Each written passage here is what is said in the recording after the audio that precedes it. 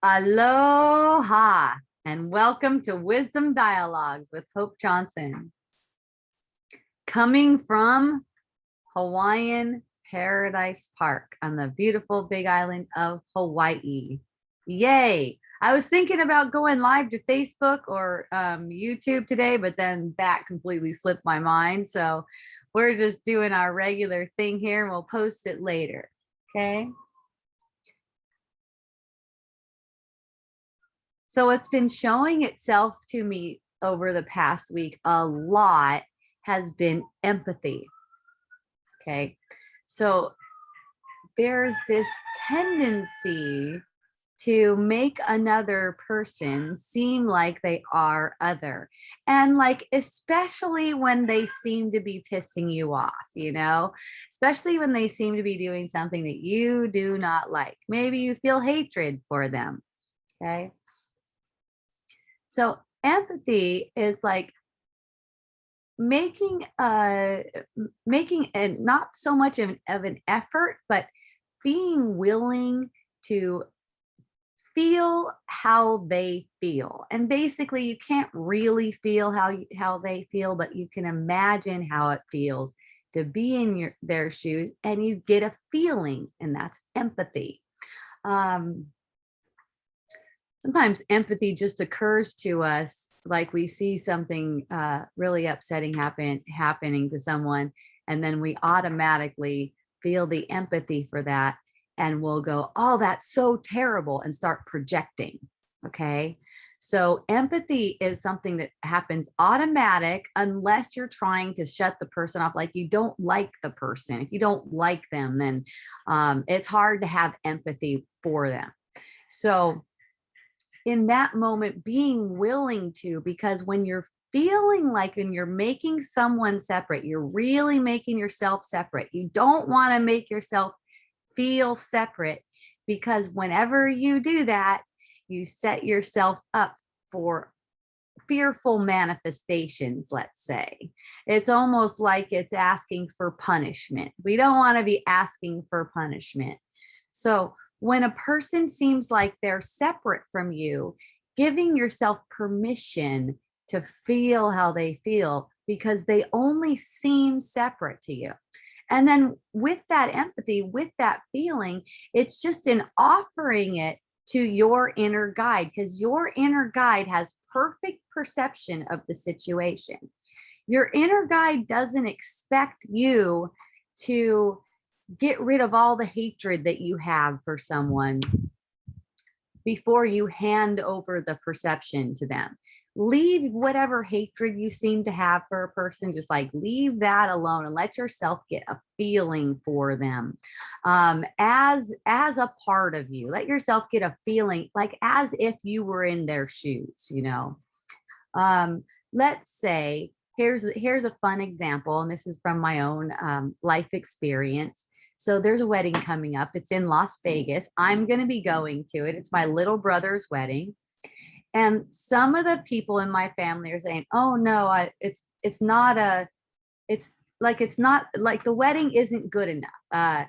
They're just trying to show off. They just want to, like dress scantily and get, whatever, things like that. And it's like, in making them separate and making them seem like that, it's like, okay, I don't have to, that means because of that, I'm going to punish them. It's kind of like giving consequences, like I was talking about on Friday in person Wisdom Dialogues. I am going to just not go because they don't deserve it. Those guys don't deserve it. See, now that's a feeling. It doesn't really matter if you end up going to the wedding or not. That's the thing.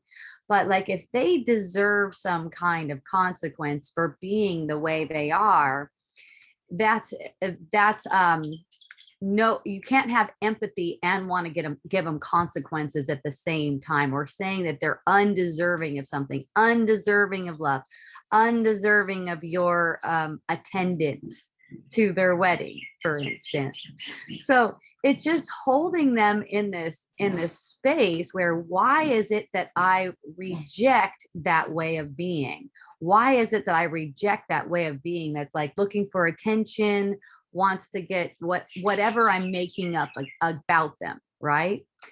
And if you look at it, anything that you make up about them, it's some kind of suffering that you're making up about them. And that suffering that you're making up about them is actually playing out in your emotional body. So when you open yourself up to just feel it, it's like you're denying their suffering, which is really within you, by making them out to be separate. Now, this goes on all day long. There's all kinds of people always coming into your experience and seeming like they are undeserving of something. And it's always love. I mean, on the surface, it'll just say undeserving of anything, just undeserving. Okay.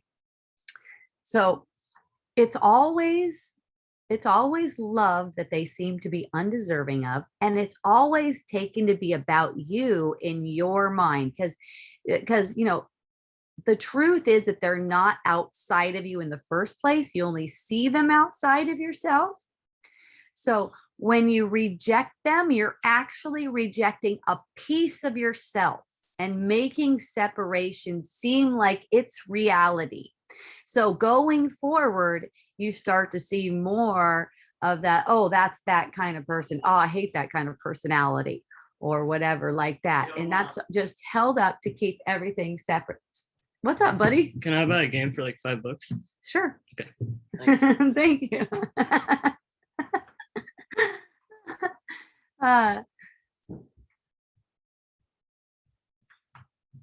So in recognizing that it's all coming from you, any kind of bad feeling that you seem to have about a person, or like any kind of shit talking vibe, I don't like the way they do their whatever. It's fine. It's not an issue. Watch the feeling. Watch the feeling of it. Because if there's a sense like they're separate in that, it's making them out to be separate, then that's actually being imposed on you. And that's why there's that saying, judge not lest ye be judged. Because whenever it's seeming like it shouldn't be like that, they shouldn't be like that, they need to learn a lesson, they need to learn a consequence, anything like that, your heart is hardened. No one needs to learn any consequences. That, what everyone needs to learn is that consequences are not possible for those who don't do anything, and no one here does anything. It's just that we think that we deserve consequences, that we see them everywhere. So watch what consequences you might want for a person. And that comes up like for those of my friends who are interested in the COVID restrictions and all that kind of stuff, it's just kind of automatic where it'll come up, a feeling where it feels like you want punishment for, who knows, Bill Gates, your mayor, your governor, whatever it is, want punishment for a person. Just watch that. Let yourself get the feeling, okay? And let that feeling be kind of like gifted to your inner guide. Here, you can take care of it. I don't need to try to think about it. I don't need to go to my inner child. I don't need to do a bunch of inner work, as they say. It's just that I get an upset feeling and allow that to be my gift. Allow that upset feeling to be my gift by not pursuing it, but offering it up for a higher perspective. And in that, it heals. Through that, the hatred gets removed. See, it's not up to you to get yourself ready for awakening. It's not up to you to get yourself ready for healing either. You can just have it in the moment that you are willing to accept it. So it's in the moment where there's an upset feeling, you think you know what's going on. Anytime there's an upset feeling, you think you know what's going on. And you're always being deceived. Okay, so you want a higher perspective. You want a reinterpretation by the one who knows you and knows that this is all a dream and whose perception is perfect. And really, the only thing that needs to change is the perception. Okay. There's nothing of in the world that needs to change because the world is reflected. So all that needs to change is the perception, and your tiny, teeny, tiny little part in that is to just allow your perception to be surrendered to accept that higher perception. That's really your only part in it. And it's the same thing as forgiveness. It's the same thing as love. It's the same thing as compassion. Allowing yourself to feel, allowing yourself to feel how it feels. So, for instance, someone comes up to me and tells me, "Oh, I'm not going to go to their wedding because, you know, the other side of the family, they're a bunch of whores. They're just always trying to fuck everyone and stuff like that." For me, I'm projecting that whole scenario. And I I like it to be entertaining, as you have probably gathered, because it's just like it's an entertaining story. It's funny. So just like I'm projecting it, so I getting the feeling of the person, the family member who's telling me this stuff in the first place, because there's this judgment coming up. I can sense it. It's not even in the words, it's in the sense of it. So there's this judgment coming up. And of course, I know it is projected from me. The person who's saying it to me is my own mind. They're projected by my own mind. So they're not outside of myself. So there's where the empathy comes in right there. This sense like, oh, there's some judgment coming up. And you feel it. It's like you feel how that person probably feels. You're getting close to it anyways. From their perspective, what kind of feeling is being offered? You're feeling this feeling and allowing it to be reinterpreted. And basically, what's going on there and why that's such a miracle is that then your perception ends up being aligned with that perfect perception. And you're not kind of like joining in that energy to project that anyone can be affected by anything like that.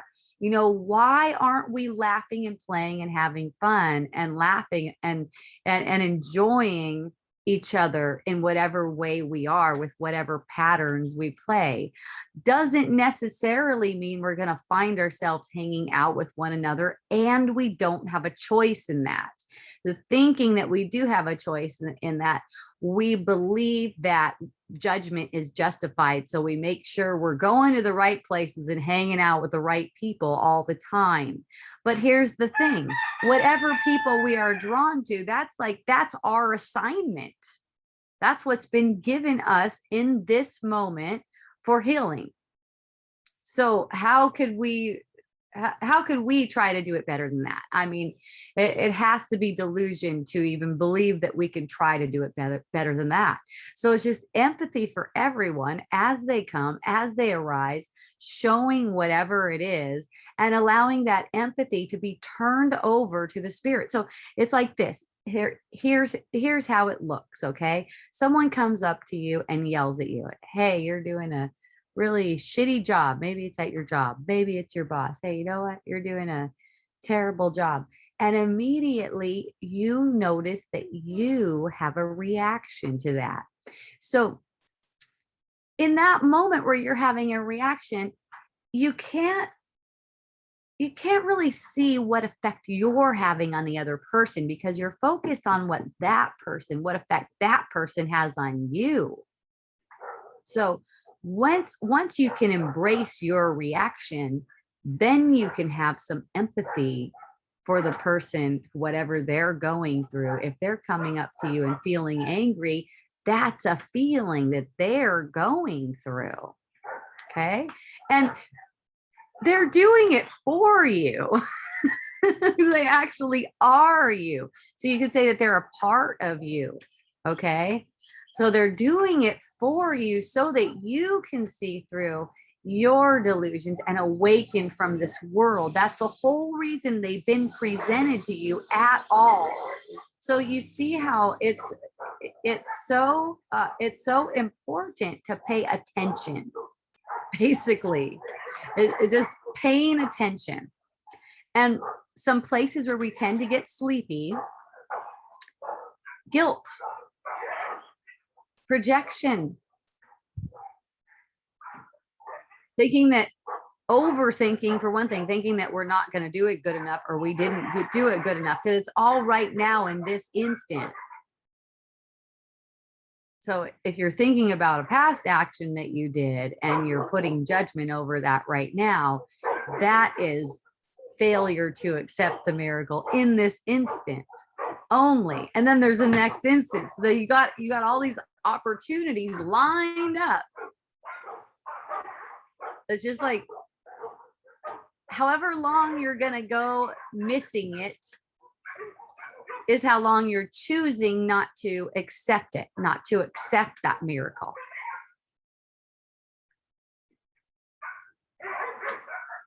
Take, for instance, I found myself in the shower and saw something, looked like maybe there was something wrong with a little area on my arm, and I'm like, oh no. And then the voice goes, don't be whining. And you know, it always sounds like my own voice. Don't be whining about stuff. And I'm like, that's not it. That's not the guide. That's not, that voice isn't the guide. Let's look under that a little bit more to the feeling. So then my focus of my attention goes to the core where my feeling is. And then it's just like, you're just giving it up. It's sensed like, as you're giving it up, it's sensed like release. Now for myself, I always sense the release somewhere in the core. I would say actually it's somewhere from the whole core, like all the way down to the perineum to the head, where there'll just be a release of energy somewhere in that area. It'll just release. So you do get a release of energy, because whenever there's an upset feeling, there's a tightness somewhere in the body. And when you tune your attention to that feeling instead of upholding it, so what happened to the thought that something was wrong? It just disappears. That thought just goes. So because it was upheld by this construct that's actually reflecting as a tension in the body. So when the tension in the body goes and that thing goes, and then the manifestation also gets transformed. So it's like, you see how that voice, it could seem like it's instructive, like maybe it's not coming from the ego when it sounds like you and it's saying, don't be whining. That's a distracted thought. You're not whining. You're having a perception. You don't have any power or control over what thoughts arise in your perception. So a thought arises in your perception and said, oh, there's something wrong. Okay. And then a thought says, don't be whining. So it's identifying you with these thoughts, but you're not identified with them at all. So I saw the thought said, don't be whining, and smiled at that. And then the focus of my attention went to actually the core, like where that's coming through, what it's like. And in giving that over, and basically it doesn't look like handing it over like that. It's kind of like not keeping it for myself, as in not pursuing the thoughts about something being wrong, whatever I had the perception of that something was wrong, and also not pursuing the thought that I shouldn't be whining, not pursuing either of those. Just the attention everything gets quiet, the attention goes to the feeling, and there's a release, and that's it. And that's it. It doesn't need to be analyzed or anything like that. It's really, really simple. And I know that a lot more people are going to start getting in on this once they see how simple it is and how much relief you get. And the main thing that scares everyone is they're going, how is everything going to work out though? How are things going to get taken care of? And, one answer that comes to me is, who cares? It's not, doesn't mean anything. Okay. And another answer that comes to me is that everything always gets taken care of without you interfering. All your interfering does is stress you out. So yeah, I mean, at first it could be that you accept what I'm talking about and you don't really get it that well yet. And you're going, oh, that means, maybe you're feeling overworked like I was. I'd been working so hard my whole life, and, it wasn't really the physical work that was the thing.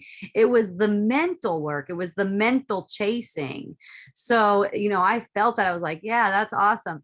And then felt like kind of rebellious, like, I'm not gonna fucking do anything. I've been working my ass off. I'm not gonna do anything. I'm just gonna like sit around and not doing anything. So yes, it seemed like some shit got behind, and there was some like, okay, all right, now it's like all like this and shit. Yeah, that could occur. Not as if it's a good or bad thing, but yes, it could occur.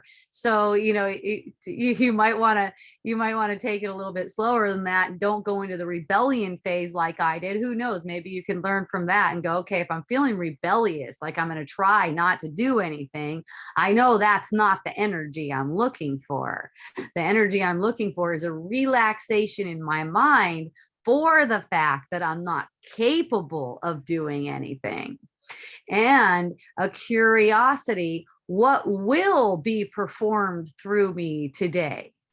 And the same with other people, like, what will be performed through them today? Not as if they're kind of like obligated to do anything or have some kind of expectation on them to do anything. I mean, even if, say, you got an appointment with someone, they're going to come over and mow your lawn at 4 o'clock, right? There's an expectation they're going to be there at 4 o'clock because you made an appointment with them. And then as soon as they don't show up, that expectation can be dropped, or they call and say they're not coming, expectation can be dropped. The trouble is when you hold on to the expectation and it becomes a tense.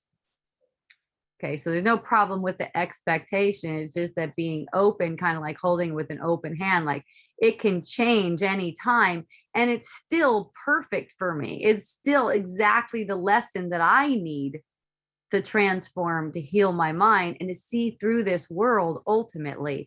And you start to get excited about it too. It's like starting to see the different openings and have it revealed to you how this life is not something that you have to try to control. You're just kind of like floating along. It gets you willing and inspired to practice more and to put it to practice to all these different situations. And it's always only in the moment. That's why there's nothing to do, because doing, you have to have time to do stuff. And this is not a doing anything. And in fact, it's awareness that you need do nothing. So that's mostly what it is this awareness that you need do nothing. So there's some effort toward, for a while, there's effort toward this awareness that you don't need to do anything, because you're used to thoughts telling you that you need to do this and this and this. I hear from people in relationships and they're not enjoying their relationship. You know why? They think they have to work on it. They think they have to work on their relationship. One friend actually told me that he doesn't get enough time to work on the relationship with the person because the person has a kid.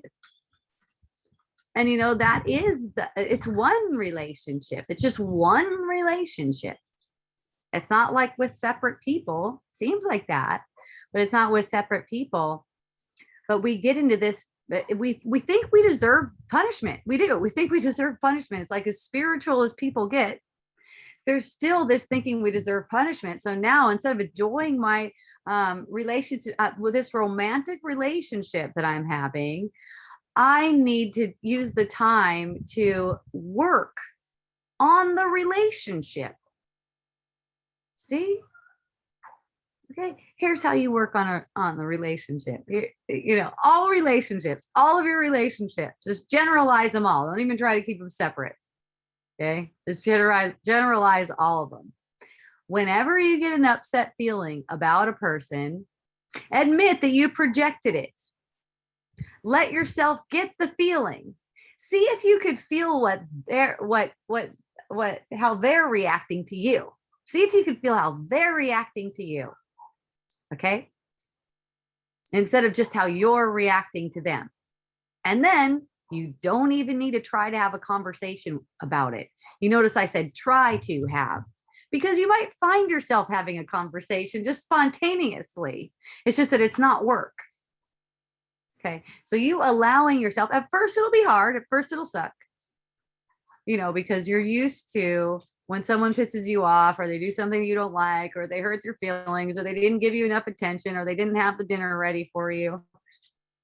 Use what you're used to doing in a situation like that is making it into something that has to be fixed. Okay, let's fix this. I don't like it like that. What do you think would happen if you just went through the feeling of not liking how the person is doing something instead of trying to fix it? See? And it's just our patterning, our conditioning, the way we act, how much attention we give. I learned way early on. I think this is not really seen by most people. Most people aren't aware of this.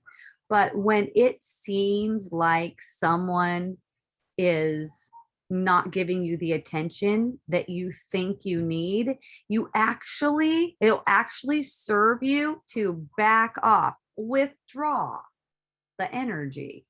Because when it seems like someone's not giving you the attention that you need or the attention that you deserve, you're already looking for love in the wrong place. Okay? As soon as you got that perception, let that perception be a sign that you've been looking for love in the wrong place. And instead of trying to get it out of the person, back off.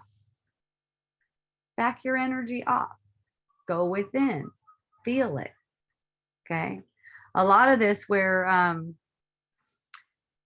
people think they need to work on their relationship together, all they're doing is projecting. And all you're doing is projecting. It becomes more and more difficult, your relationship. Instead of being how it was in the beginning, where it was just all carefree and stuff like that, becomes more and more difficult. Because now the more I'm with you, the more I see shit that you do that makes me want to work on our relationship with you. The more I'm with you, I'm feeling like this. So then I want to work on our my relationship with you, or our relationship, or whatever. So feeling how it feels to be rejected, let's say, I love it. When I'm with my partner and my partner says something or does something that gets like a energy up in me, I'm like, ooh. And you know what? It just passes. There's nothing to work on. The energy is, oh, thank you. They're not doing anything to you. There's only love here. No one's doing anything to you. I found myself saying something like, it seems like you're doing this to me, but I'm sure I'm only using you to get this interpretation. I'm sure I'm only using you to get this interpretation. And, something like that. I don't plan to say it. I'm not trying to work on my relationship. It's just like, it can't help it. It bubbles forth. See, it's like, can't help it. You're gonna have conversation, not going to be able to help it. It'll just bubble forth, but you don't have anything to work on. And if the relationship seems to be troubling, it seems to be heavy for you, back off. You don't have to think about it so much. Enjoy the moment. You know, if you're not talking with the person for right now, when you do, if and when you do talk to them again, you're not going to be holding all this baggage. It'll just be fresh again. You can go back to fresh, like it was when you first met. You know, when people first meet, they don't know each other yet. They haven't pushed each other's buttons yet. They seem really interesting. They seem really exciting. And then they start pushing each other's buttons, and then they're not so interesting anymore. They become familiar. Now they're playing patterns. So we can rise through those patterns. We can rise through all of our patterns. All we have to do is be willing to, you know, do you want to keep on playing like that? Do you want them to keep on playing like it's the other person, like they're doing it to you? A lot of the times girlfriends too, they'll get together and they'll start complaining about their partners.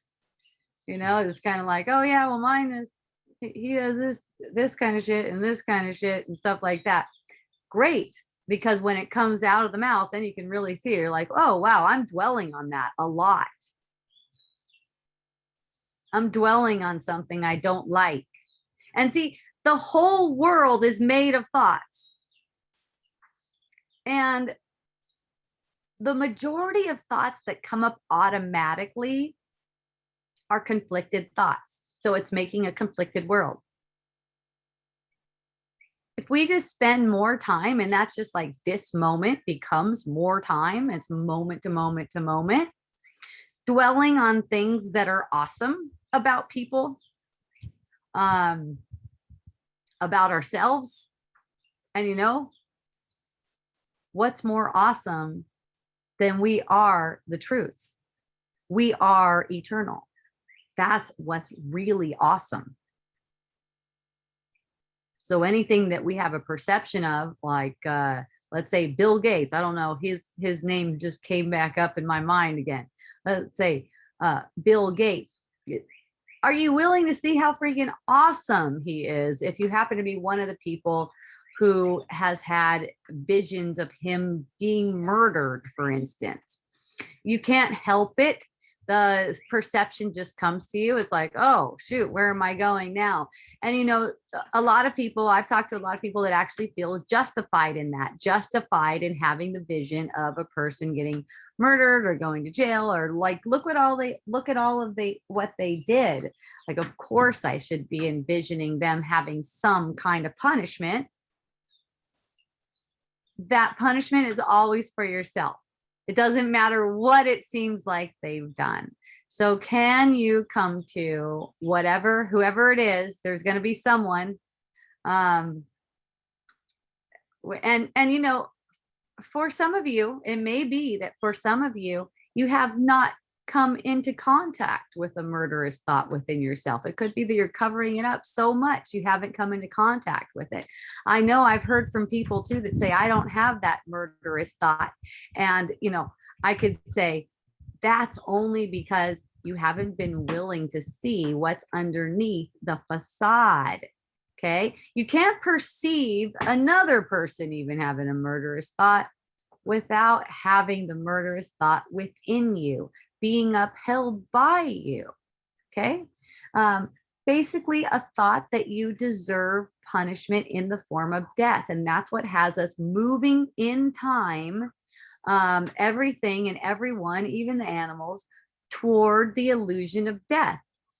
Because there is this thought of separation that's a murderous thought, and it's taking us on a mental journey that leads to that punishment. Now, through that mental journey, what makes it awesome is healing, because within every instant is an opportunity to see through it and know your eternal essence.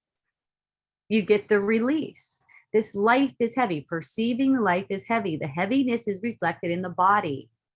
So you're getting that release, You're getting lighter. It's why they call it enlightenment. It's like your mind is not so burdened. When the mind isn't so burdened, the body doesn't seem so heavy. The energy in the body doesn't seem so heavy. This doesn't have anything to do with weight, by the way.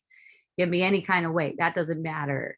But the energy in the body lightens up, and that's like what's meant by enlightenment. You know, like you're in different different degrees of enlightenment all the time. The only way you're going to have any perception at all is that you are the light. Okay. You're going to have different degrees of enlightenment depending on how much of the burdensome thoughts you're holding on to in the moment.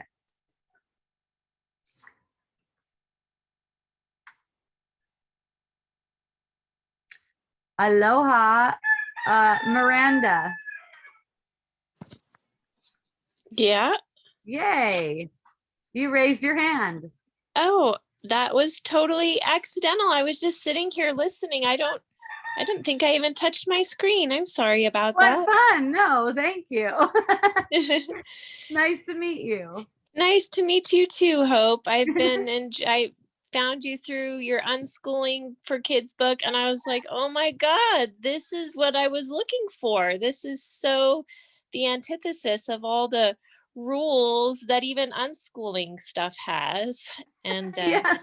yeah, and I was also doing Course in Miracles, and it was just Okay. like, wow, how did this was meant to come into my awareness. So Yeah, thank isn't you. that great? So Yay. thank you. Yeah. Yeah, thank you too. I'm really happy about, you know, people just finding it, and it's so different. It's like not something that you would like search online, you know. But the people who can resonate with it find it, and that's what's really inspiring. It's like it seems like, well, who's even going to be interested? And yeah, we're here. You got a whole community. It's so awesome. So I love it. Thank you, Hope. Thank you. I appreciate you. I love you. Aloha. Love you.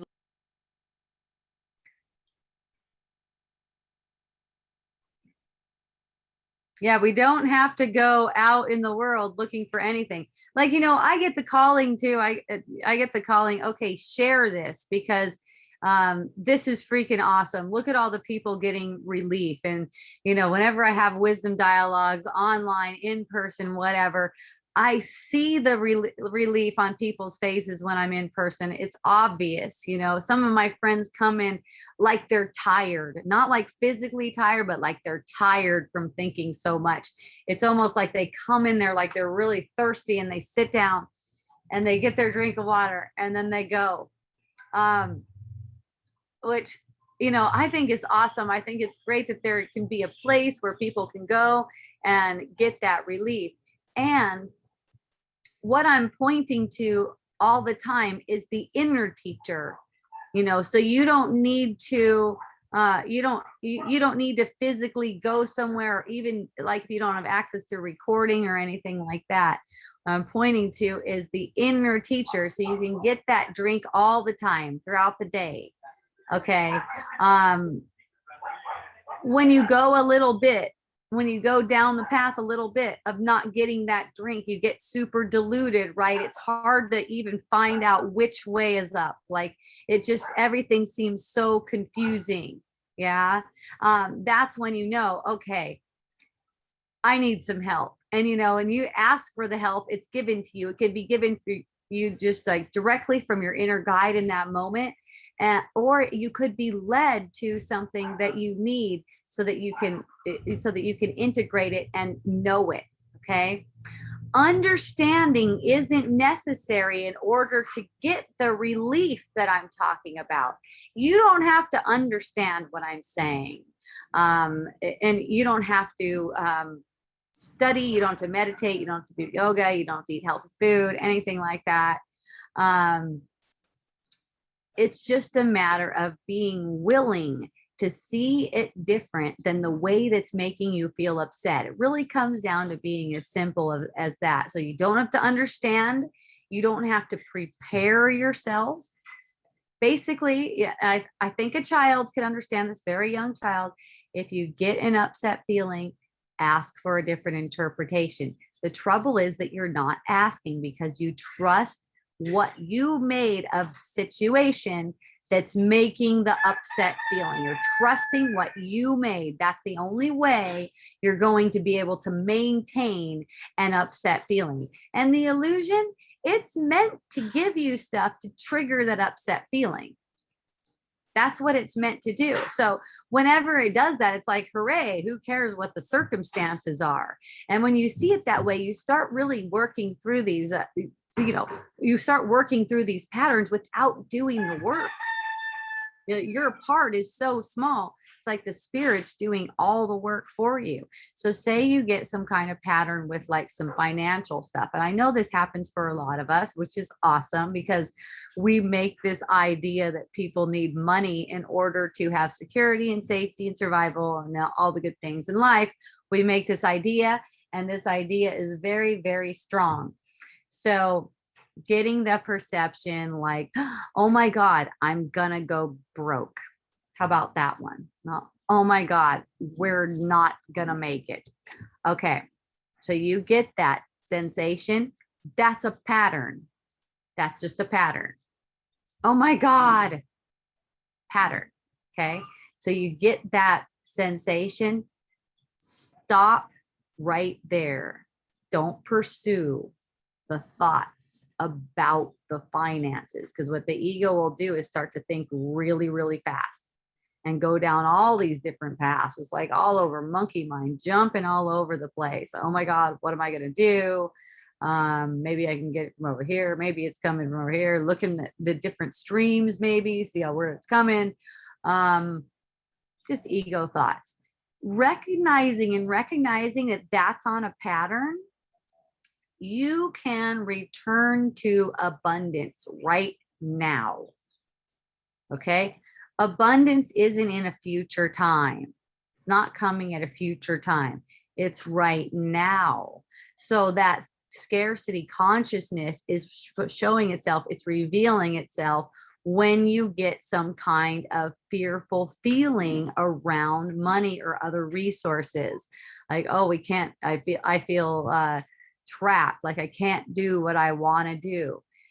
It's in allowing yourself to have that abundance now. Again, that scarcity, it's a feeling, and it's a patterned feeling that's meant to come back again and again and again. And there's nothing in the world you can do to stop that feeling from coming up.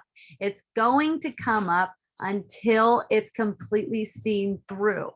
So in that moment where there's this sense of scarcity, let yourself to get the sense of scarcity. It's painful, okay? But it's way more interesting in your thoughts. Maybe it's not more interesting to you in the moment because your thoughts seem so dramatic and they're so gripping. But once you get into that feeling, that feeling of scarcity underneath it, that's actually way more interesting than your thoughts about how you're going to make it okay or how you're going to make it or anything like that. And people have different ways of having these patterns play out. Like, for instance, my mom has a pattern play out her whole life where it seems like she is going completely broke. Okay. She starts praying to Jesus or God, or, through Jesus, to supply the money. Okay. So here's what I've seen. God always supplies the money. It's at the last minute after she's completely stressed out and all the way gone, like all the way, like, oh my God, I'm trying to trust you, Lord, but where's that money? So that's praying for the wrong thing. That's praying for the wrong thing because that's going to keep the pattern going. If you're praying for the money to show up, you're distracted. You're completely distracted. And I've shared this with my mom too. And she may be opening up to it. We'll see. But who knows? Maybe you're ready for this. So when you get the sense that you need something, and you're always praying when you think you need something. So it doesn't matter if you're like making prayer or whatever. It's not that you need that money to make the rent or anything like that. You need to see through this pattern. And so then you're asking for an actual miracle when you're asking to see through the pattern. You're asking for something that the ego can't understand. You're asking for something that's impossible to the ego. But what you're asking for is actually what resolves the need for that pattern. So you're not going to see it anymore. You're not going to see scarcity anymore. Not going to see this in anyone, not just yourself, but in anyone, in anywhere, because that's not reality. So this is how we undo this sense of scarcity. When we get the sense, we will allow it to be resolved instead of trying to pursue it. Also getting the sense that someone else doesn't have enough.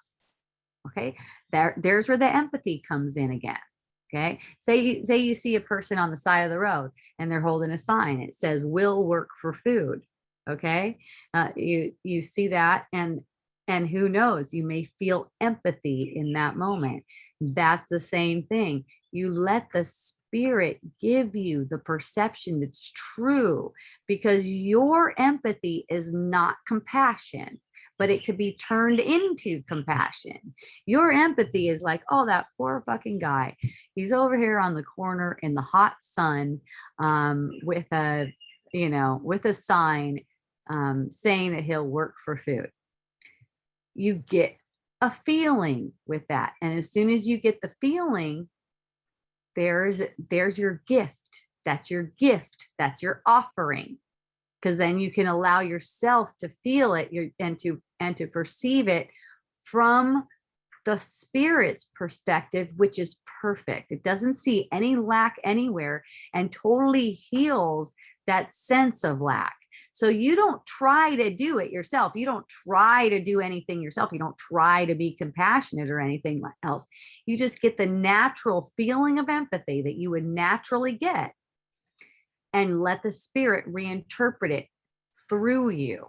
Okay, that does not necessarily have to be any kind of action or words or anything like that, because we're always in communication, and in this dream, we're always projecting. So there's nothing that you need to see transform or anything like that, but you'll actually feel the relief. You'll feel the relief and the release for that feeling of empathy that you got. It's like, oh, thank goodness. Nothing's really wrong. It's like you're watching a movie screen. Let the spirit uplift you and release you, because it's your upliftment that's going to heal the world ultimately. Okay, the world is just in your perception. It's not really here. It doesn't really need healing. Yeah.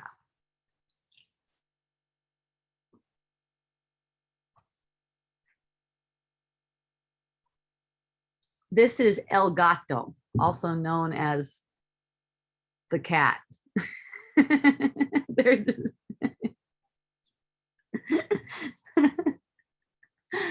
Oh man, so fun.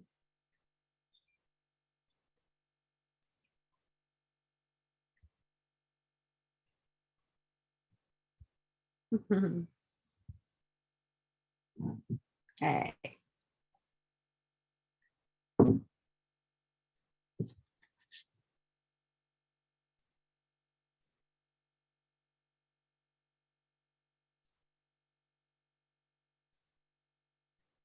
You know, without the illusion of time and you not having anything to grow into, you can just enjoy yourself how you are right now and whatever perception you seem to get of yourself. A lot of people tell me that, you know, they don't like the habits that they have, and they don't necessarily tell it to me that way, but they'll just say something and I'll know, oh, they really don't like that habit that they have. And, you know, I've heard of people saying that they wish they didn't drink so much, maybe drink so much wine, or they wish they didn't, well, today they wish they didn't spend so much time on social media. They wish they would do something more, like they wish they would do more exercise and stuff like that. So it takes time for any of that, and all that kind of thinking keeps you wrapped up in the world. It actually doesn't matter what your habits are. Doesn't matter. Because the only habit that is really having any kind of effects is your thinking habit. The habits in the world aren't actually having any effects. They're an effect of the thinking, and they become burdensome. Your habits become burdensome when you think that it means something, like what your habits are, that means something.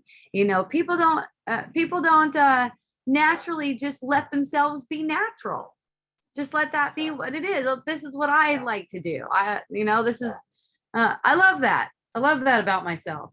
I love that I like to, I don't know, go on social media and whatever I'm doing on social media. Maybe I'm getting in a bunch of arguments with people. Maybe I'm scrolling my wall and I'm looking at people that are much prettier than me, and I'm wishing I was not such a lousy, lazy, whatever people go through on the social media thing. So what I'm saying is, would you allow yourself to just enjoy that? Even the thoughts that's telling you that you shouldn't be doing it? Would you? Would you allow yourself that much freedom, that even the thought that's saying, this is the wrong thing to do? You've spent 6 hours on social media today and you haven't even done your housework. Would you allow yourself to have that experience, even that experience of that thought, and just get the experience? I mean, really, that's how you see you're going to be seeing through the patterns. You just are allowing yourself to get the experience.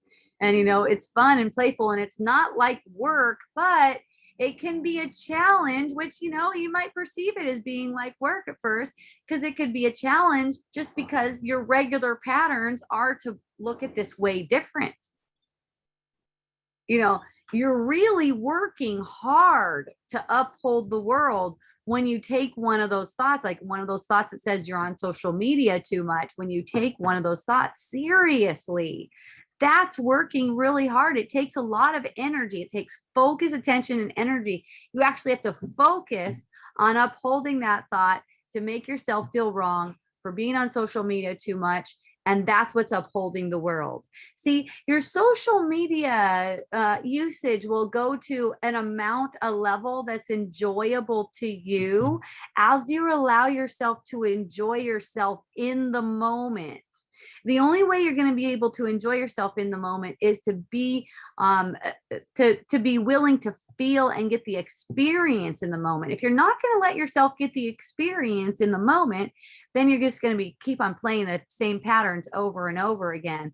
So, saying, okay, I'm just going to get away from social media. I'm taking a month off social media. I'm not doing any social media because I'm on it too much. And then maybe when I come back, I'll be better at it. That's not going to do anything for the pattern where you're disappointing yourself, or whatever that energy is, where you're seeming like you're not doing it right, or spending too much time wasting time when you'd rather be doing other things. That's insanity. There's nothing else you could possibly be doing. If you find yourself on social media in that moment, there is absolutely nothing else you could be doing. But during that, in the midst of that exact same perception, you could be getting relief. See, you're over there on social media, and maybe you're kind of like bugged out. Your eyeballs are starting to bug out of your head and stuff. And you're like, oh, there's another post that gets me pissed. I'm going to say something about that or whatever. And then all of a sudden you realize, oh my God, I've been on social media for like 6 hours, and I just keep on getting all triggered, and I keep on being here on social media. Oh, awesome that I'm aware of that. How does that feel? At the same time, you're still on it. You're still going. You're still doing the social media. And you're going, how does that feel? Now the whole energy of it changed. It doesn't make a shit what you're doing. It doesn't matter. It never did. But when you see that it doesn't matter what you're doing, Now you're actually learning from the experience. And yes, you can learn from the experience of social media just as much as you can learn from the experience of gardening. Whatever it is, it doesn't matter. It's this moment. This moment is a learning opportunity. How can you seize a learning opportunity in this moment when you're trying to get to a different moment where you're doing something else? See how it's a distraction? And do you also see how it's a pattern and it's coming back again? And it's coming back for your benefit because eventually you're going to see through that pattern. You're going to be like, oh, there's that thought that says I shouldn't be on social media right now, and smile at it. And it doesn't matter if you're going to stay on social media or not.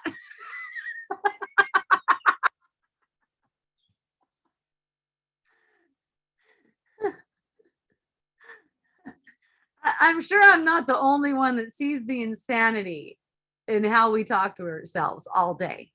And you know, and leaders online and the ones that get like all the followers, the ones that get all the followers, they're gonna be the ones that are gonna show you how to like manage yourself better and make sure you're on social media for the right amount of time.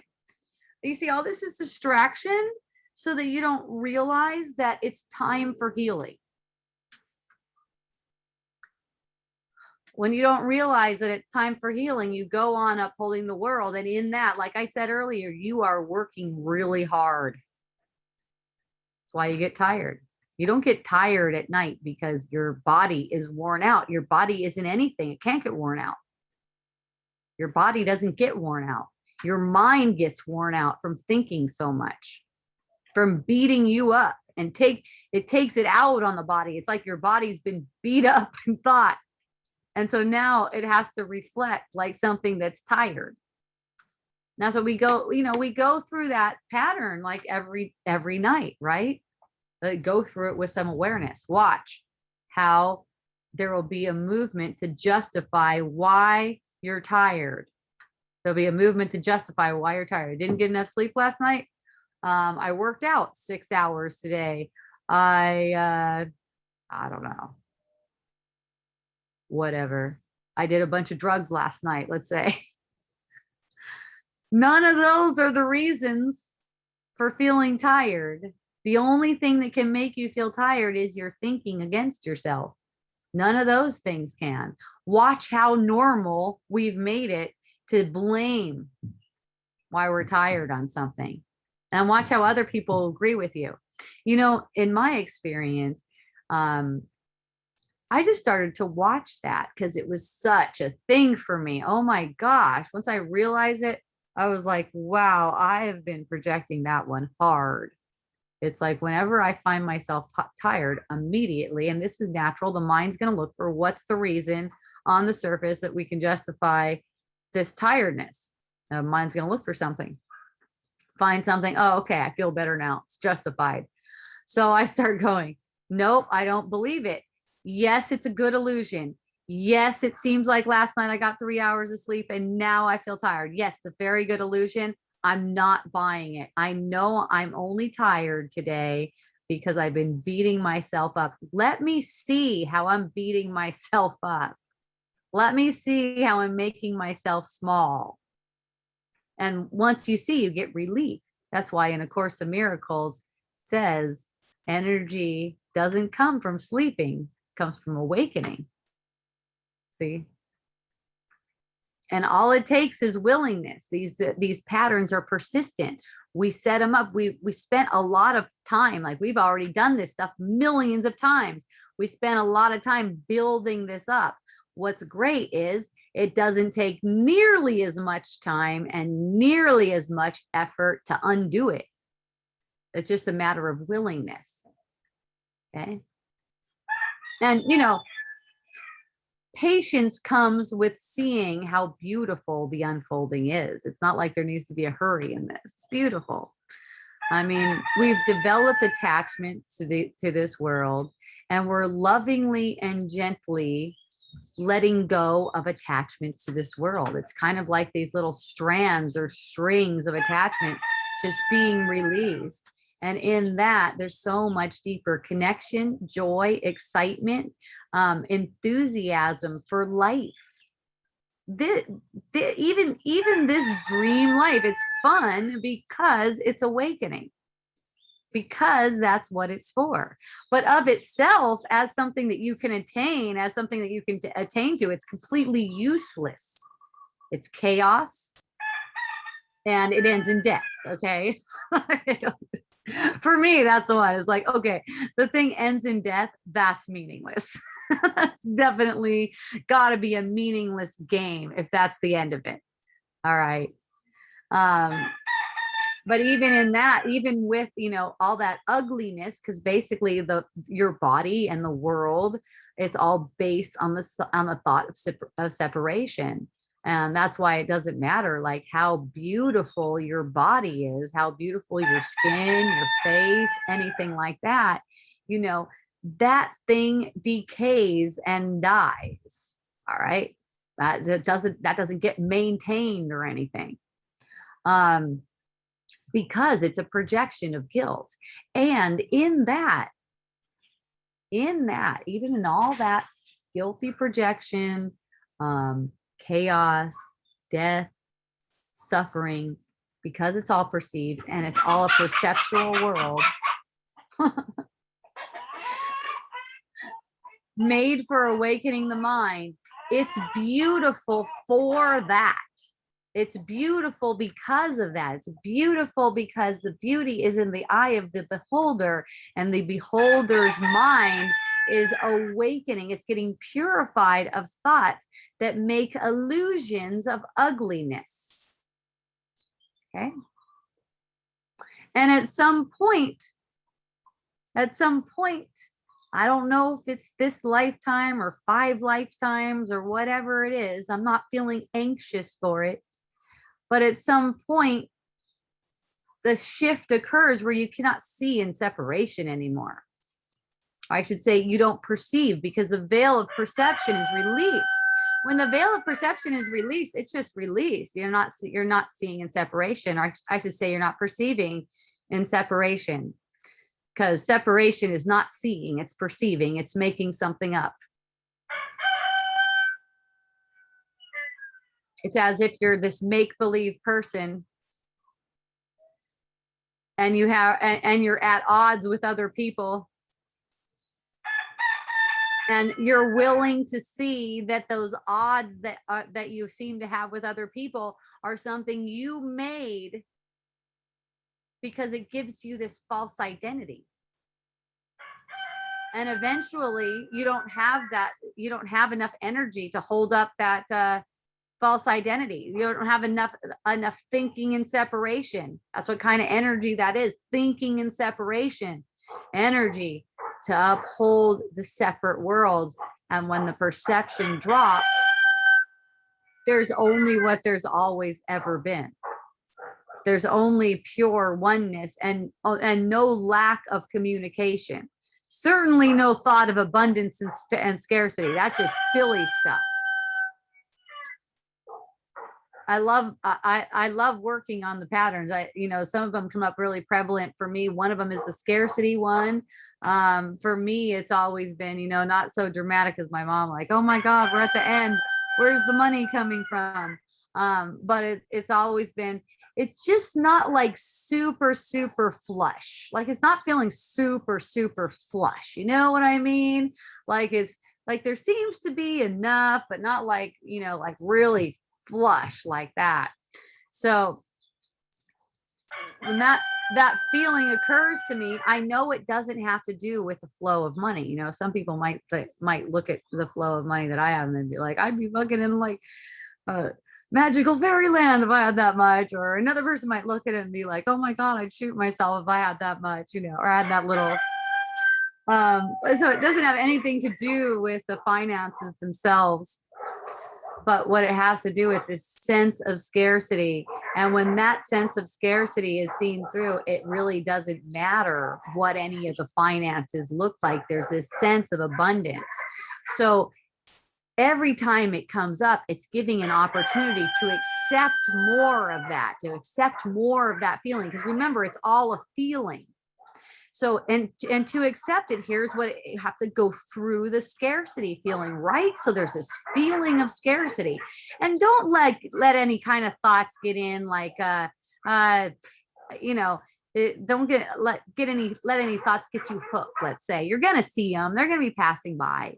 Thoughts that say, you should have gone to college, you should have done this, you should have done that, you should have done this, you should have done that, you should have married someone who had more money, whatever. A fantasy, it's fantasy land. You don't let it go into fantasy land. That's really, like I said before, it's a laziness, and at the same time you don't realize it, but it's hooking into using a lot of energy to uphold something you don't like, that you don't want. Okay, so you don't have to entertain any of those thoughts that you see crossing your mind. Just get the feeling of scarcity, that's all. Just get the feeling of scarcity with a willingness to have a different interpretation. And the willingness, the one sign of willingness is just getting the feeling. And whenever a thought tries to draw your attention, just come back to the feeling. That is the willingness, because you're not pursuing thoughts about it and trying to make it real. Okay.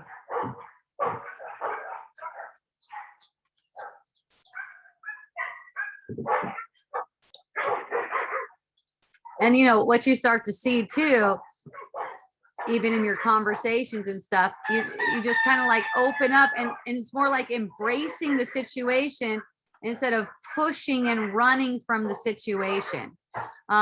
Even if it's like a situation that has to do with money, like instead of pushing the situation away or like ignoring it, see, that's the ego way, to ignore it, not get that feeling. The ego's way is to not get that feeling. Just ignore it and hope that it goes better. That's like wishful thinking. You're just hoping that something changes and some kind of external miracle happens and you get what you need to get and all of that, and everything will be okay. That's wishful thinking.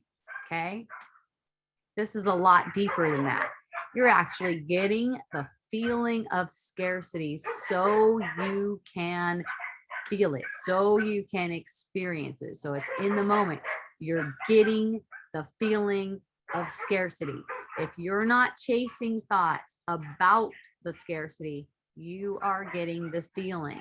And the longer you're just getting the feeling, and could just be a couple seconds, the more information you're going to get that opens your mind so that the scarcity can be released for you. That's that sense of scarcity that gets you all triggered and stuff like that, so that could be released for you. And eventually, when you get the scarcity trigger, instead of running from it, you're going to be immediately like, oh, okay, thank you. Oh, good, thanks. I'm glad this is here now. And it gets easier and easier for you until eventually you just feel in abundance. It doesn't matter. It doesn't matter how the situation is going. And when you feel in abundance, provided that it's necessary, beneficial for awakening your mind, you're always going to see the abundance too. You can't help it because it's a projection. Okay, you're always gonna perceive it. The only time you're not going to be perceiving abundance is when you need to get the experience of scarcity. So get it over with and get the feeling. Stop running away from it. Stop trying to run from the feeling. Like, oh no, I'm running around in thought. I think people are really ready for this. I know. I know I feel really ready for this, that we can actually see it very different, to where we don't need to depend on some kind of a finite amount of money to where we can do stuff. It's just it just automatically. Of course you could do it because you deserve it. Of course you could have that because you deserve it. You're deserving of everything. And I sense that is going to be the way it manifests at some point going forward, before the veil is dropped.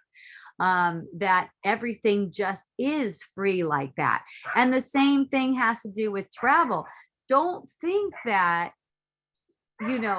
you actually need a car to get from point A to point B. You actually need to get on a plane to get from Hawaii or to Hawaii. You actually need to get on a plane. No, we're imagining that. So the only reason we can't imagine ourselves popped over in some different place instantaneously is because we are conditioned to believe that it's impossible. So the way we start working on that, so to speak, is whenever we get the perception that we need something to travel somewhere, watch that. You're aware that we've made it up.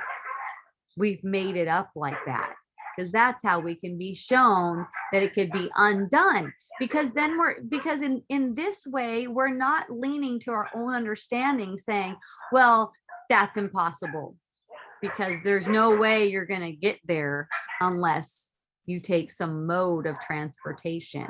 And that's because we've taught ourselves that we have no power. So through the life, through the experience, that's where we take our power back. We accept what our power is. We've never really lost it.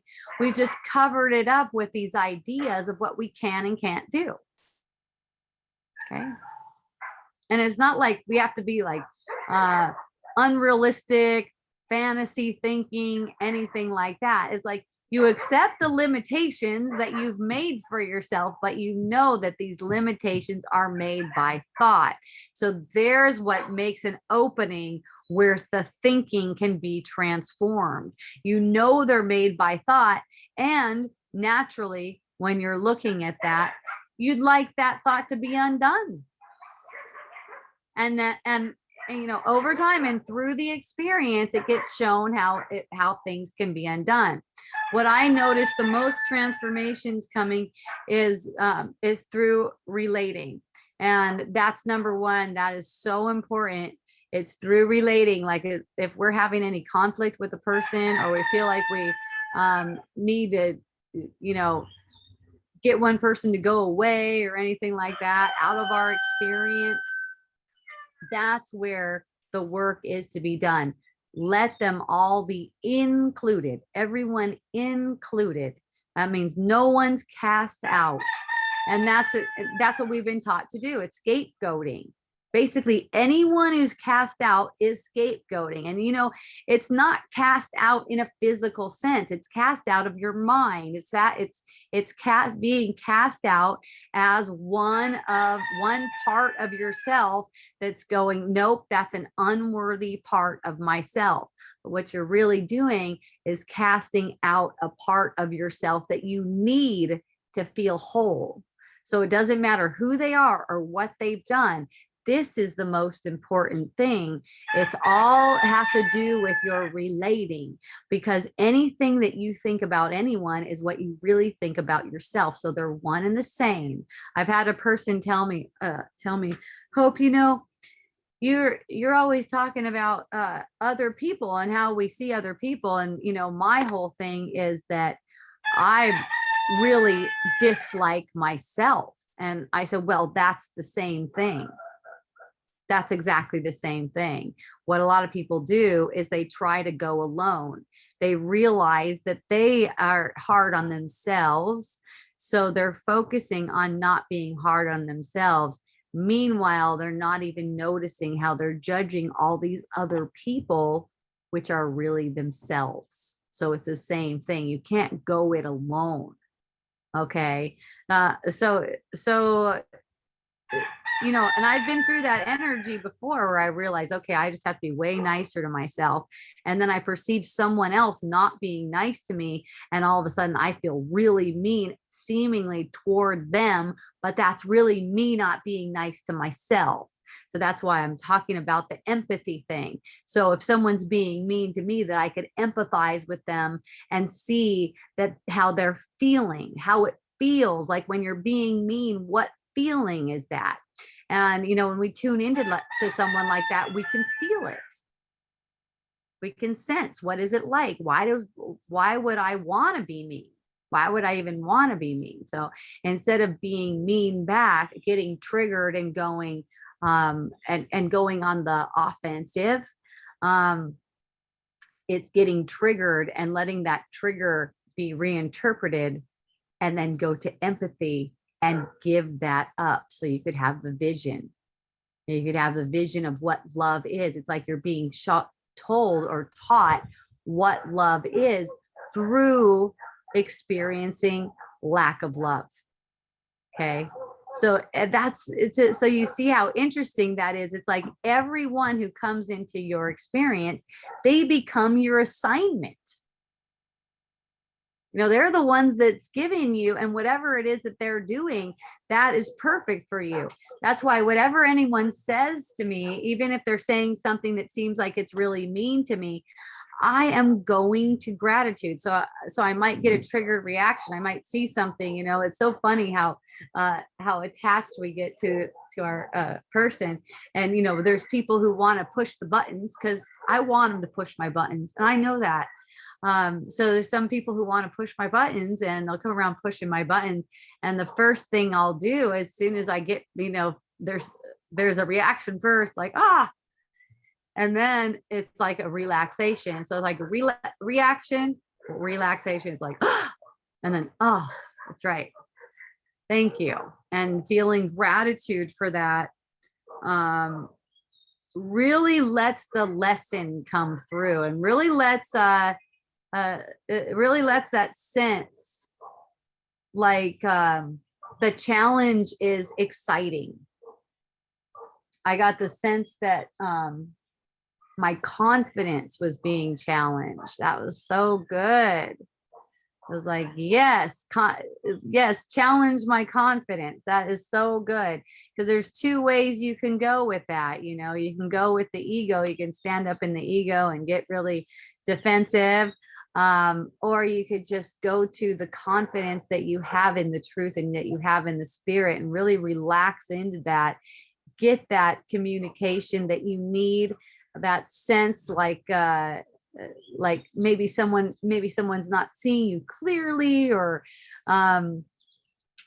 you're not good enough, or you should be doing more, and let that be enlightening, because it is, and that's what it's meant for.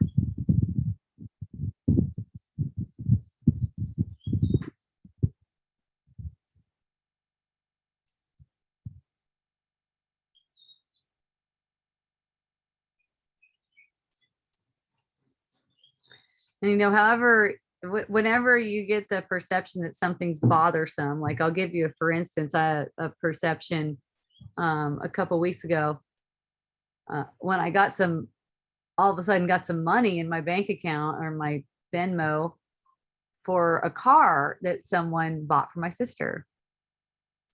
And then I start to get the sense that she's bothering me because she wants that money to get in her bank account faster than I can get it into her bank account.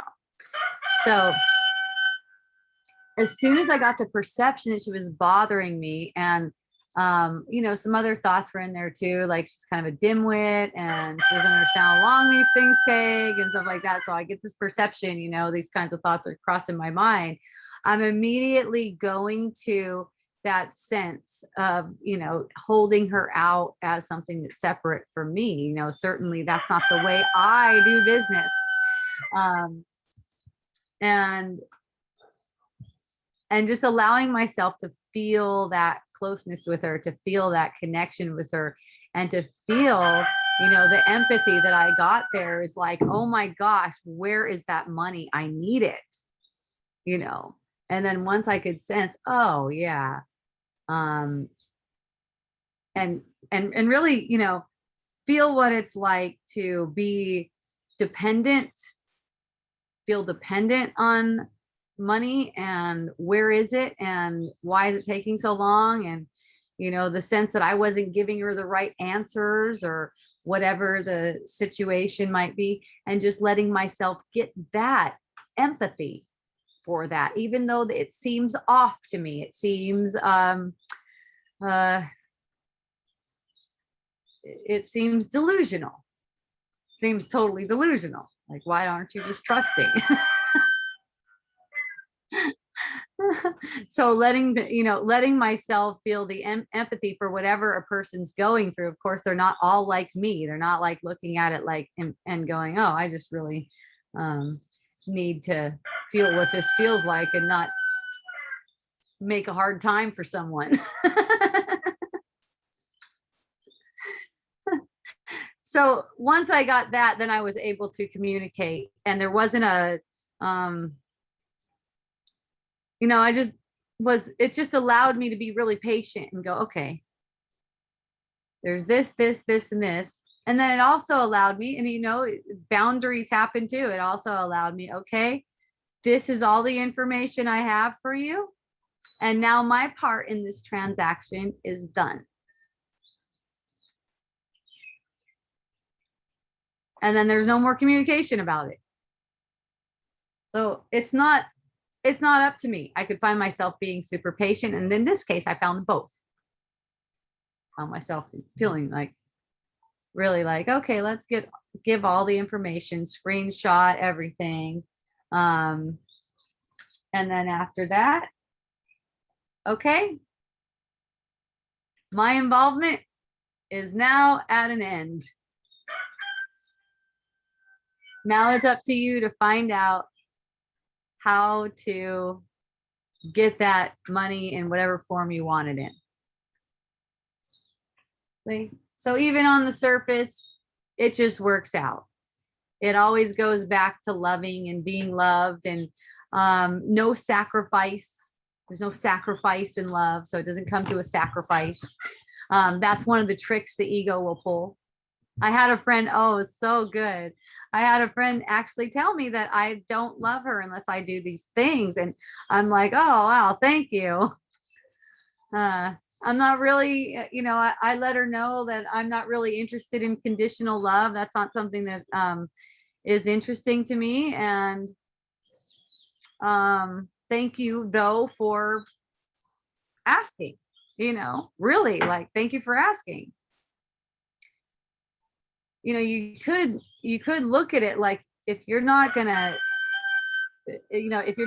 project on the other person, you could look at it like, whatever they ask, it's like, oh, thanks for asking. It's not like you shouldn't ask me for that. In fact, if I get the feeling like someone shouldn't be asking me for that, normally what's going to occur is I'll find myself doing it. That's how it works for me all the time. It is so fun. Okay, Miranda. Yeah, I'm back. You need to raise your hand that time? I did that time. Awesome.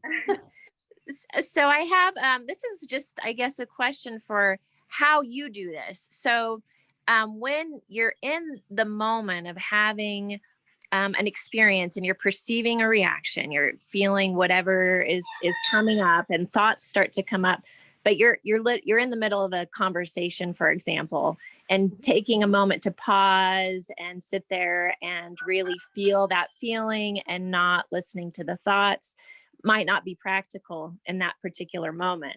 So I guess I'm just wondering if you ever do that, if you stop and just say, like, give yourself a moment, even if it's a few seconds, or are you kind of more inclined to just wait till you're to the next free moment, maybe when you're sitting with yourself or sitting quietly, or maybe just when the conversation's over, you've gone back to your office or wherever, and then sort of feel that feeling, or it just depends on circumstance. Yeah, I don't need any time. Okay. I don't need any time. So it's just right there in the moment, it's the whole thing's a mental journey. So I'm just like, and I'm not trying to, as long as I'm not trying to like hold myself in a certain way or anything, I'm just aware. And really, we are just awareness. So I'm just aware of the different fluctuations. And that's really all that's being asked. So even in the middle of a conversation, and I'm sure you've had this occur for you too, where you'd be in the middle of a conversation and then all of a sudden you'll get triggered, and then all of a sudden your thoughts will be really loud and you're not even hearing what they're saying, right? Right. Yeah. so that's, that's where you can start to cut that off, kind of like cut that thing short where your mind is running out like that. Because you see that you've been triggered, and then you just allow yourself to get the feeling, and then their voice will fade back in. Right. Right. And then I imagine that just the feeling that that time is needed, or like I need this chunk of time to Right. that in itself is an illusion, or that Yeah. time is needed for this feeling to sit with this feeling or whatnot. So, Yes, that's right. That's right. And and the more the more you're able to just kind of hand that over, you can even start with, I hope this isn't true, because you'll get a sense like something's true that's not true, and it's a bad feeling, right? It's an upset feeling. And just starting with, I hope this isn't really true, because it opens your mind to having a different interpretation. See, what's going on is automatic believing of thoughts, automatic believing of those triggered thoughts. So it's automatically saying those thoughts are true. So then you're going to have to open up to, I hope this isn't true. Whatever I'm thinking, I hope it's not true. cool. I like that. Thank you. Yeah, thank you too. I appreciate you.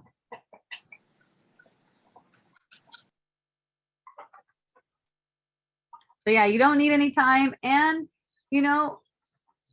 you might be called to take some time too. Like for me, in my experience, I am called to take all kinds of time and just like chill, like just sitting around, laying around, going to the beach, observing. I'm taking a silent 3 days here coming up really soon, just like hanging around.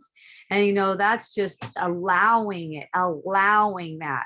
What I see is a lot of us, and it maybe even all of us, I don't know for sure, are being called to more relaxation in the physical sense than we think. But we don't allow it for ourselves. We don't allow that. It seems like there's too much to do during the day to just take some time out and be quiet and just relax. And it keeps on seeming like that. The cat is running after the chicken. Yeah, I know. That's fun. It keeps on seeming like that as long as we keep on playing that game. Okay, so we act like we have too much to do. I'm too busy. Like I can't have, not for everyone, yoga isn't relaxing. To me, it's like the most relaxing thing. I show up for my yoga in the morning, and I'm just like, well, for everyone, it's not like that. So whatever it is, it's relaxing for you. And just allowing yourself in the mind that it's okay if you take that time. Whatever it is that needs to get done, it'll get done. It's okay. You have to be shown that it's okay. You have to see that it's okay before it's really okay for you. I wouldn't say to tempt your ego and try to push it so that you can see results like I did early on, where it seems like, gosh, I just let everything slide. Everything just went, so I wouldn't like tempt the ego and go, okay, I'm not doing anything. But more like allowing yourself to have more of the space.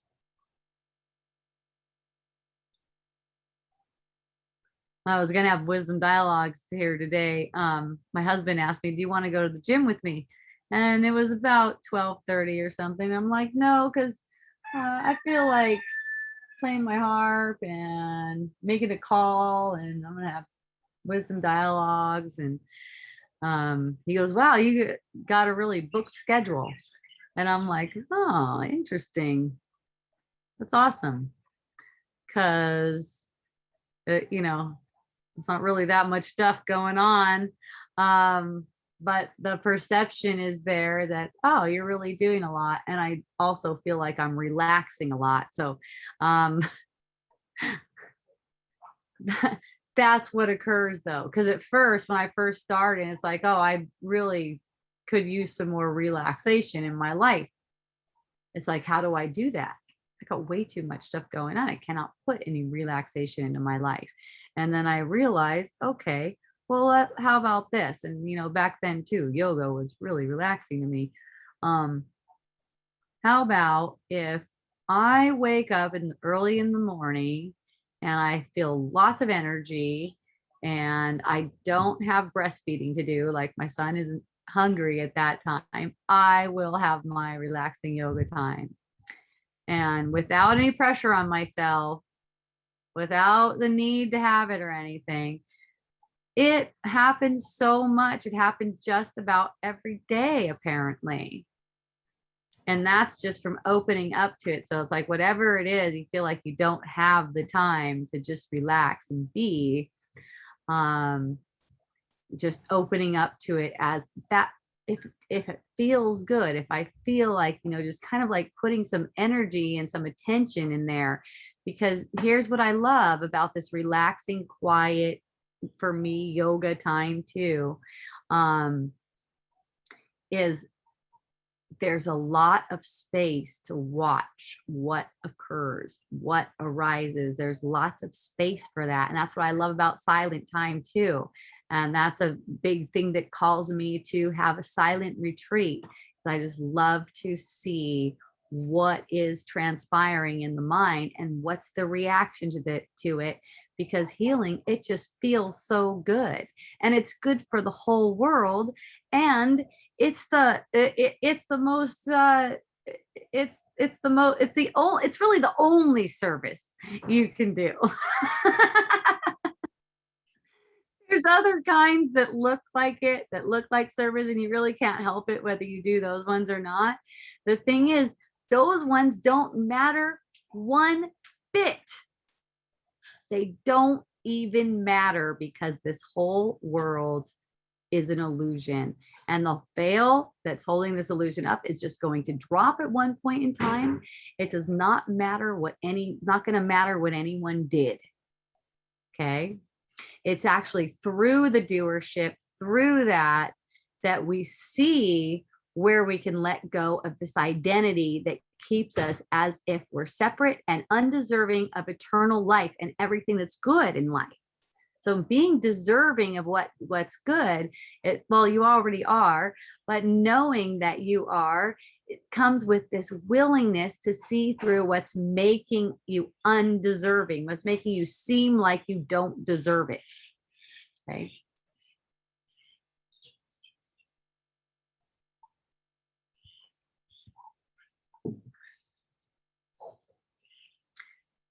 The more you look like this, the more you become aware of your worthiness.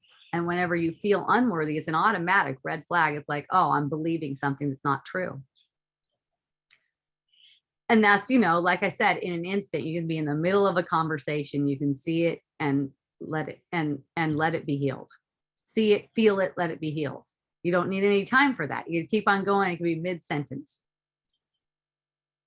Little reaction, little relaxation, reaction, relaxation. Like that. That's all. Well, the common way is to get a reaction and then run around in the mind, try to get out of it.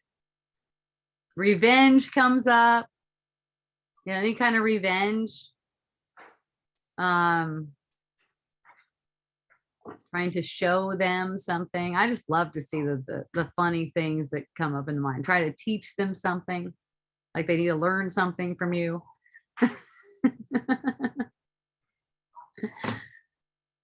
Sharing is way different from trying to teach someone something. There is an energy there. There's a difference in energy. You might notice when you think that someone needs to learn something, and they're not necessarily looking to learn that from you, it creates some tension, right? So you watch that play out as much as you need to, and then come to, oh, no one needs to learn anything from me. It's actually the opposite. They're all here to show me. They're all here to teach me. Actually, I need them. They don't need me. And I only need them for as long as they're arising in my experience. I don't need them for 1 second longer than that. You can hold all the people in your life like clouds in the sky, like a cloud passes in the sky, right? You know, if you get attached to it, you're in trouble. It goes by so fast, gone so fast, changed forms, goes so fast, right? So when people come into your life, the mind starts to make it more like they're permanent. And the biggest thing for people is they didn't appreciate the people that were arising in their experience the whole time, thinking they were permanent and taking that for granted. Just like a cloud, you know, it's like you better appreciate it while it's right there because it's passing. And that's how all the people are in the life too. And you know, there's always these conditions we put on the clouds. Like if you're a cloud that's you know, my child, like if you're my child, then you should definitely last longer than me, for instance. You know, like the older ones should definitely be the ones passing away first before the younger ones and stuff like that. And the thing is, when you're taking it all as clouds, you can laugh even at death.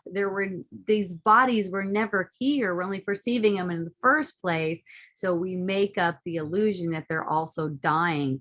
And that way we can laugh at death. We can have fun with it because it's a funny joke. No one's dying. No one was even born. And we just come up with that illusion so we can get this upset. It's for getting us upset.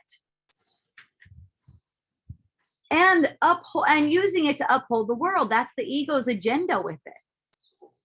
It's to get that upset feeling and then use it to uphold the world. Doesn't that suck that that person died, or cancer sucks? What's the easiest way to make more cancer? I'm being facetious here, but what's the easiest way to make more cancer? Stick one of those signs on your car that says cancer sucks. No, really, it's not the sign, it's the feeling. Cancer sucks. Cancer, before it's transformed, needs to be embraced. It gets transformed by being embraced. You know, some people, they see that as a lot more like a detoxification. I don't see it as a detoxification either. I just see it as an effect of a confused mind. Hating it isn't going to help it. Hating it isn't going to help it go away. The cancer is nothing. It's neutral. The upset feeling is reflecting a thought that attacks you. It's a misbelief. It's a misunderstanding about yourself.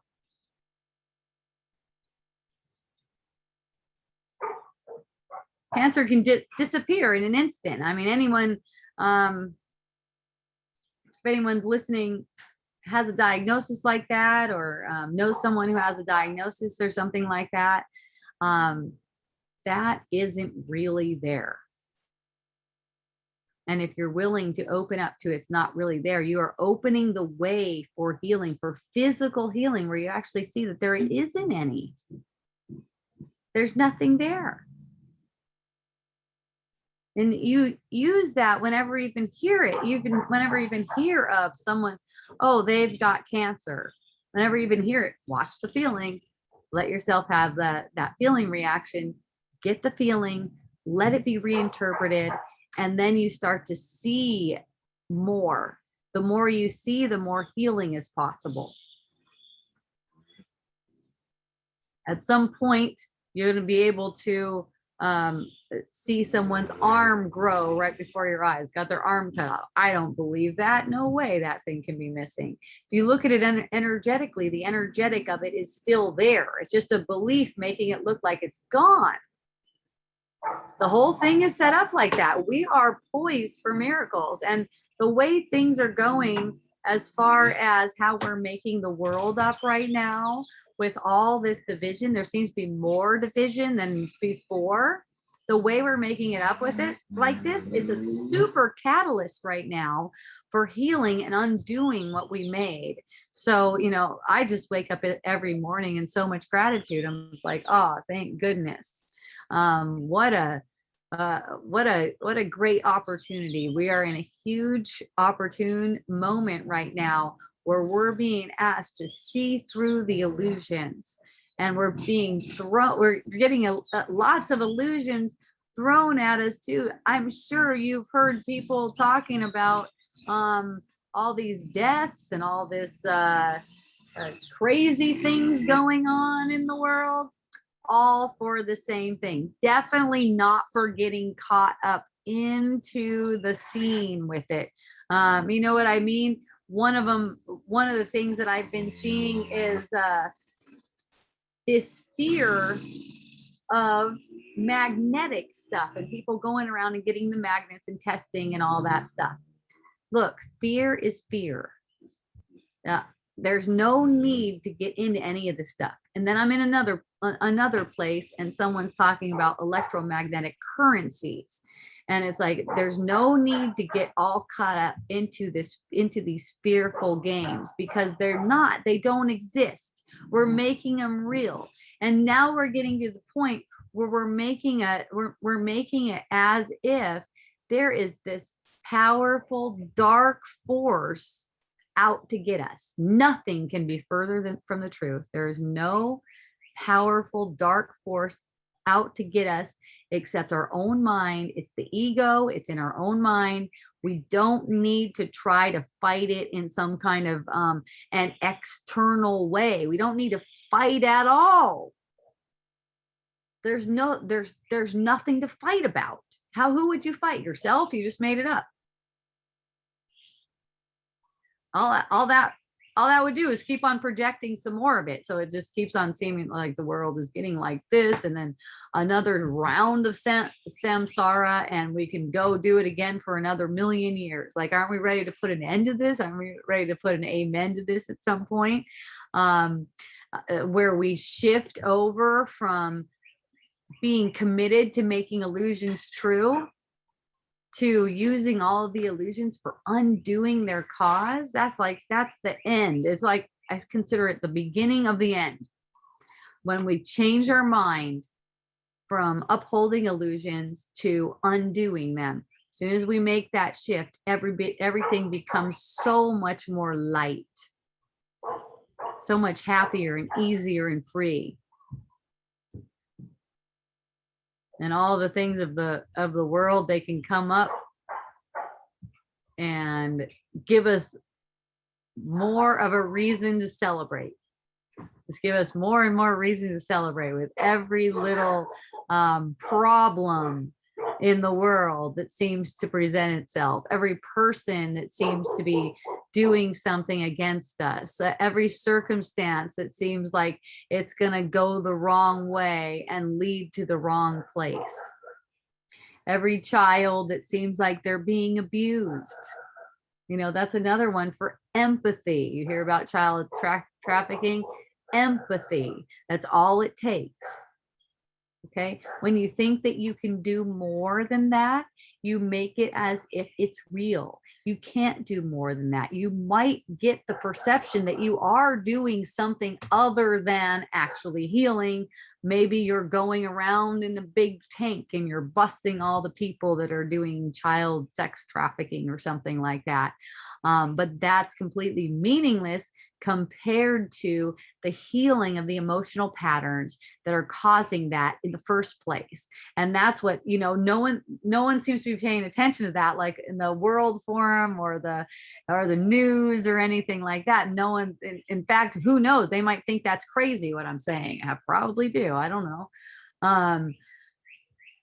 But the focus is on the physical, on how we're going to do this. And, that's always going to lead to more of the same thing. Who would want that? No one really does, but there's so much ignorance going on that that's how it goes.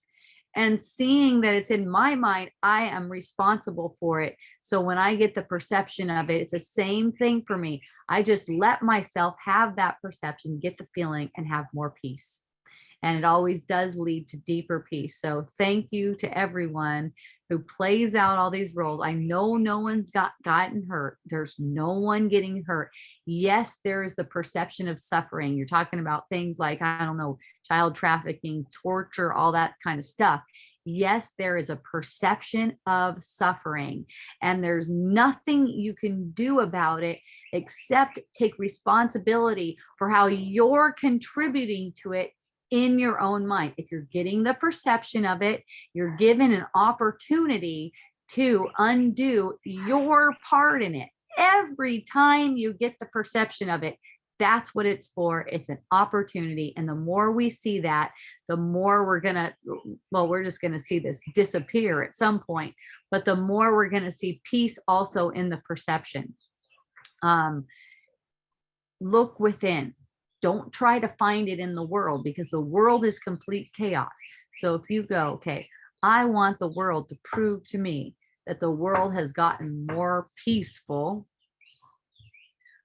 you're only going to find what is already in your own mind, because that's what the world is. It's already in your own mind. You're only going to find it there. You'll find whatever you go out looking for. So if you're trying to prove something, you can prove it in the world. You can disprove it in the world. That's why people can have opposing positions, and they both have evidence.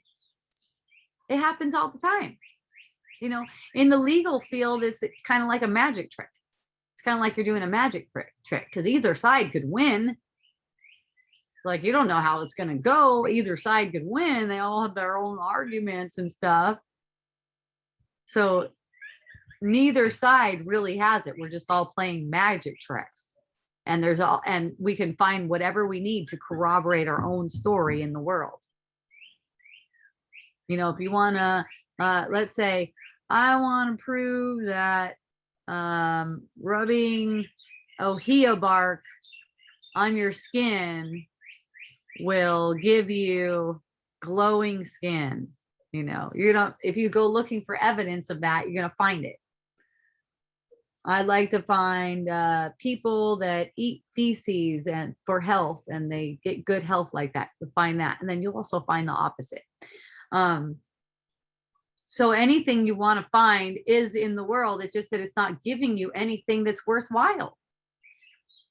The only thing that's ever worthwhile is healing the mind.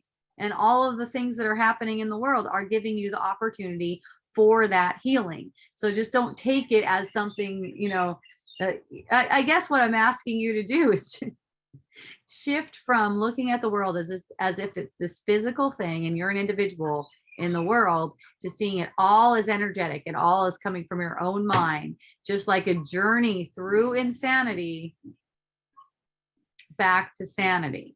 Okay, it's just taking this meaningless journey and it's back to sanity. Don't be giving the world so much meaning. That way you can take it lightly and you can enjoy all of your experiences, and your relationship don't become something that you have to work on, but something that you get to enjoy, and you spend your time enjoying people rather than working to some pinnacle that you need to get to where you're just great at having relationships. Try enjoying. And when you're not enjoying, you know, like we talked about earlier, just right in the moment, let that feeling be there, let yourself have release, and it's done. And you can keep on going on. You know, any kind of upset, it seems like, you know, there's some kind of challenge between us or something like that, just chill out.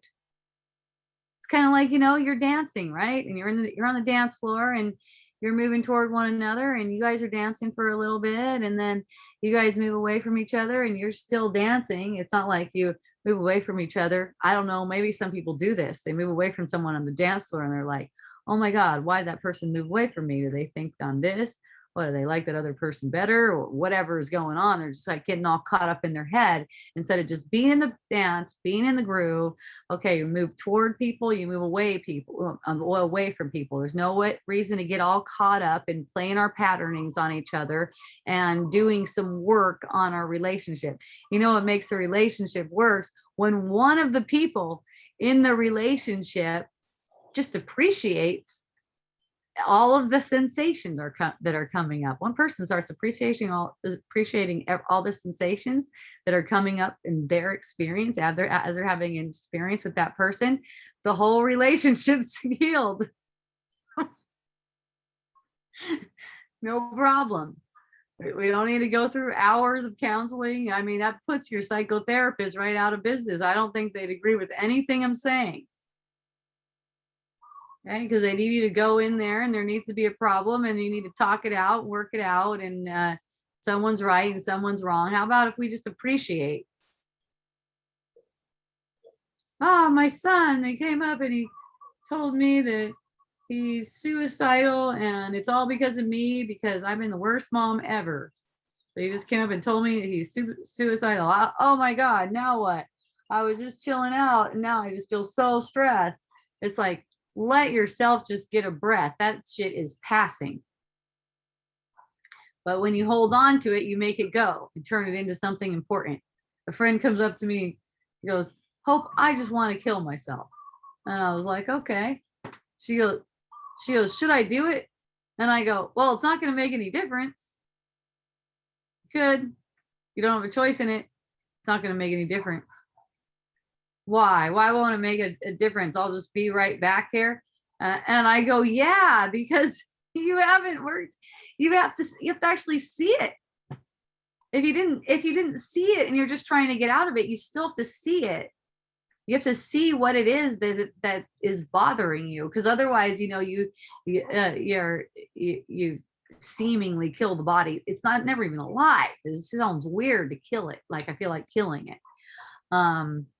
It's to say I feel like killing this thing. It's like first it has to be alive. So, yeah, but I don't want to have this perception anymore.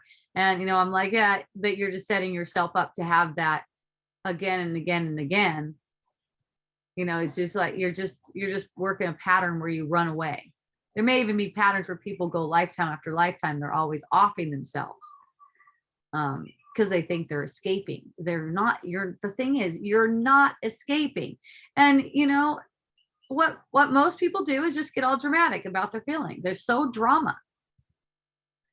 Oh my God, I've been really going through it. You get that one? Oh my God, it's been bad. It's like you're making drama. Nothing's happening. These feelings, they're fleeting, they're passing. Oh, yeah, I remember that. Make the drama about it. Make it worse. That's what it is. I would have really intense feelings. I'd just be standing around in my house or something. I just get a real intense feeling. It would just be like the end of the world. Oh no. And I remember telling my husband, it's like, whoa, there's an intense feeling.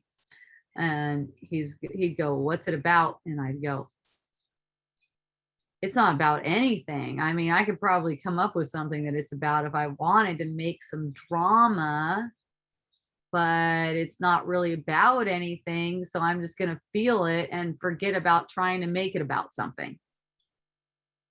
So you actually get the feeling, the feeling reaction comes first, and then the thoughts move to explain what it's about. So you get a feeling reaction to this thought of separation, and the thought moves to explain that it's about something your husband did, something your child, something your boss, something a world leader did. So that's how these feelings end up being all dramatic for people. And it even gets to the point where you start thinking that you want to kill yourself. First, you got dramatic. Your thoughts were so interesting. They were so they were such a good. It was such a good show about why you're feeling like that. And then it got to the point where shit, you're going to kill yourself. And a lot of the times that's where people are actually willing to give it up and go, shoot, I just went down this whole path driving myself insane. And then they can laugh and come back. You can come back any moment. The sense that you drove yourself insane is actually a gift. You can't really drive yourself insane. You go on a trip through insanity that's propped up as a dream because you made yourself believe that you're separate. You can come back in one instance. You just come back. You just go, oh yeah, I made that up. Sometimes I tell people if I'm making something up, as soon as I realize I'm making something up because it's producing a bad feeling, that's how I realize it. I go, thank you for playing. Just kidding. And thank you for playing. All right, everyone, I've talked my ass off and I loved it. Thank you so much for listening. I appreciate you so much. Thank you, Miranda, for coming on and talking with me. I appreciate you. Everyone who watches, if you want to join me for Wisdom Dialogues Online, go to hopejohnson.org/wisdom-dialogues, okay? Wisdom-dialogues on hopejohnson.org. That's where you sign up and you can join me live every Monday. You can also get the recordings there. So hooray, everyone. I love you. Thank you for joining. And I'm not going to be here next week. I'll be here the week after that. So 2 weeks. Next week I'll be on silent retreat. So I'll be back in 2 weeks and we'll have so much fun once again. Mahalo, aloha, and a hui ho.